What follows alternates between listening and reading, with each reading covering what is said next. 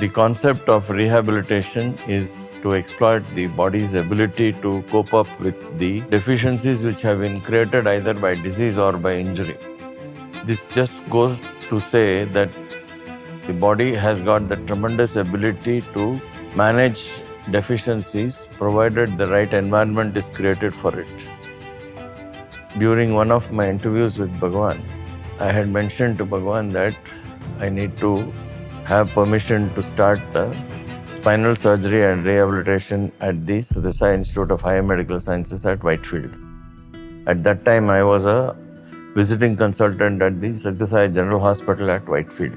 As an orthopedic surgeon at the MS Ramaiah Medical College and Hospital, I was doing a lot of spine surgery where I found many patients with paraplegia, that is loss of power in both the lower limbs, who could not be rehabilitated and walk. The only thing we did towards rehabilitation of such patients was to give them wheelchairs, for which I was not happy about.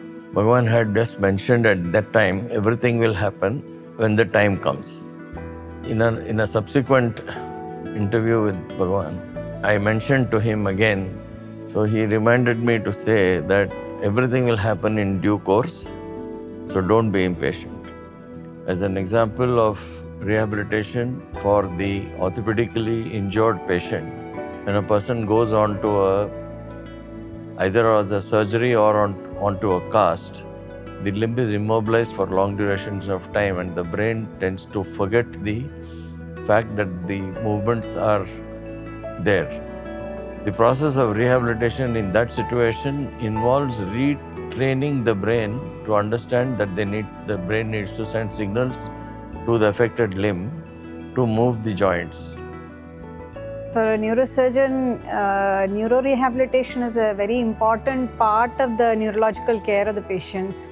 It's almost as important as the original surgery part. It is primarily geared at patients who have neurological injuries of different types, be it trauma, be it something like dementia, Parkinsonism, Alzheimer's, or even patients operated of brain tumors or spinal cord tumors. For all of them, neuro-rehab plays an important part. Another important part is in the management of patients with stroke.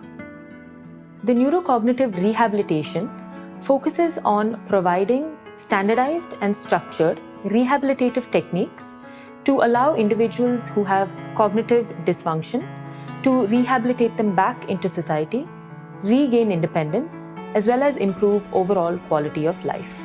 I think when we're dealing with the field of psychology, it's very important to try to provide a sort of safe environment for the patient, as well as try to provide a very selfless nature towards the patient to sort of enrich their well-being.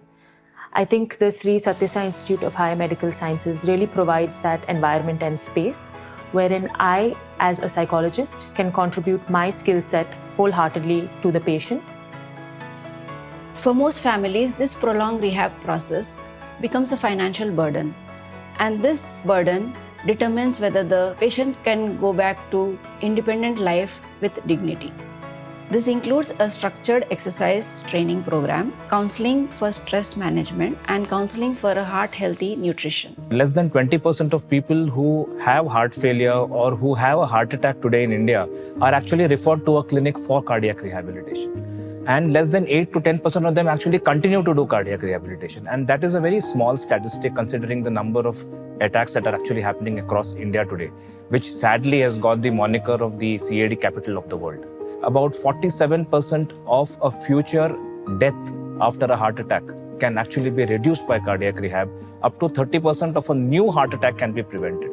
Despite all these numbers and all these dimensions reached, it's very difficult to convince a patient really that his fight is just beginning when the doctor's is ending. In the sense that if I put a stent or if somebody does a cardiac surgery and then we actually leave the patient home, his fight starts from there because he is alone, unprotected, not at really a very good sort of a medical facility where he comes from. And the cardiac rehab should start from here. I think that is the whole point why we wanted to push for this, because when he goes back, it has to start here because it has to be monitored. It cannot be done without supervision. So this is going to be done supervised here so that he knows his limits and to what extent his limits can extend as he goes up. Because people have a scare. They have just had a heart attack. Their hearts are not functioning too well. They are weak. They wouldn't know where to stop, how much to continue, how to grade it up slowly. That is one facet of it, of course. But of course, the other facet is emotional support. The other one is nutritional support. There is not really, all these are very, very compartmentalized outside. So when we have a kind of a rehabilitative program, it's an all-encompassing thing where the patient from here will be told about the limits he can exercise, how he can eat, how he can structure his diet, how he can structure his daily routine so that he is not overburdened, his heart is not overburdened.